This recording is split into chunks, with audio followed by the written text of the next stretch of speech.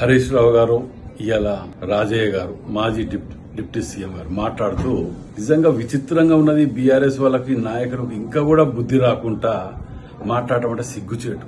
Police వ్యవస్థని గతంలో నిర్వీర్యం చేసింది. ఫ్రెండ్లీ పోలీస్ అని, ఆ పోలీస్ అని, ఈ పోలీస్ అని చెప్పి వాళ్ళని చేతులు కట్టేసి ఆగం చేసి ఇప్పటికి కూడా కానిస్టేబుల్ గారిని చంపితే దాని సానుభూతి చూపించేది వదిలిపెట్టి దాన్ని కూడా రాజకీయం చేయటం. గతంలో ఎప్పుడు ఉద్యమం అప్పుడు విద్యార్థులని వాళ్ళ శివాల మీద పేలాలు ఎరకతిన్నట్టు ఇవాళ కూడా మళ్ళా పాపం ఒక కానిస్టేబుల్ స్థాయి అధికారిని చంపితే దానికి ఏం జరిగిందో చూస్తున్నారు రాష్ట్ర ప్రజలు.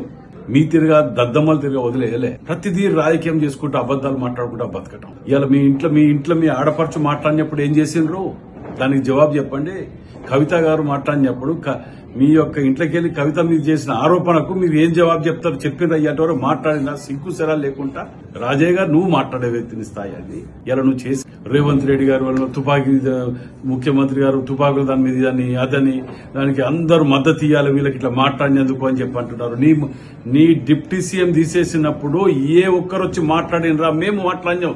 సిగ్గు స్థిరం ఉండాలి మాట్లాడటానికి. రాజయ్య గారు నువ్వు మాట్లాడే వ్యక్తిని స్థాయి అది. ఇలా నువ్వు చేసిన పనులేంటిది? నీ కథ ఏంది? నీ కార్ఖానలు ఏంది? నువ్వు ఎవరికి ఫోన్ చేయబోయి ఎవరికి చేస్తే నిన్ను తీసేసిండ్రు? ఇవన్నీ కనీసం జవాబు కూడా చెప్పకుండా నీ ఒక మాట ముచ్చట చెప్పకుండా నిన్ను తీసేసిన దౌర్భాగ్యం అది. వాళ్ళకు తెలుతునని చూడకుండా అయినా నీకు సిగ్గు లేకుండా ఇలా మళ్ళా హరీష్ రావు నువ్వు రాజయ్య గారు పండుగ పూట పాపం చనిపోయిన ఒక కానిస్టేబుల్ కుటుంబానికి ₹1 కోటి ఇచ్చినాం.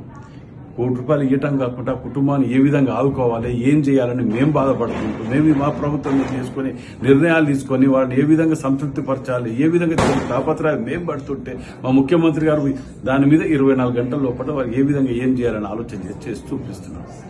అది వదిలిపెట్టి ప్రతిదీ మీ జీవితం అంతా మీ బతుకంతా రాజకీయమే. ఒక్క పార్లమెంట్ సీట్ రాలే, ఒక్క దాంట్లో డిపాజిట్ రాలే. సిగ్గు శరం లేకుండా ఇంకా జూబ్లీహిల్స్ వెళ్తారట. జూబ్లీహిల్స్ డిపాజిట్ తెచ్చుకొని చూద్దాం. అది వదిలిపెట్టేసి నోటికి వచ్చినట్టు ఏది పడితే అది మాట్లాడితే ప్రజలు నమ్ముతారు అనుకో. మిమ్మల్ని అసహించుకొని పక్కకు పెట్టిండ్రు. మీ బీఆర్ఎస్ టీఆర్ఎస్ దుకాణం క్లోజ్. అది చూసుకోండి ఫస్ట్.